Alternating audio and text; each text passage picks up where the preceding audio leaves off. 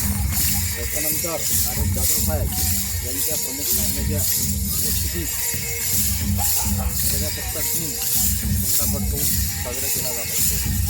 म्हणून आज यानिमित्त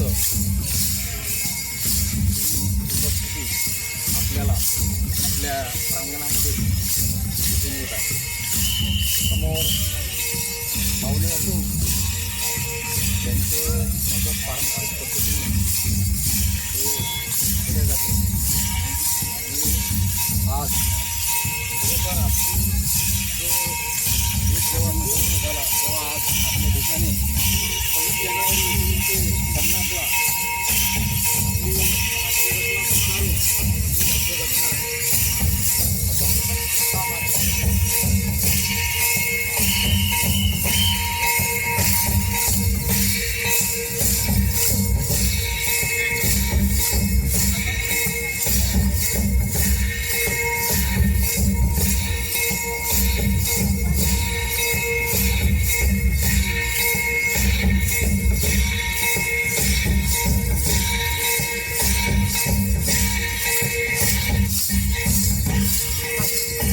कोमल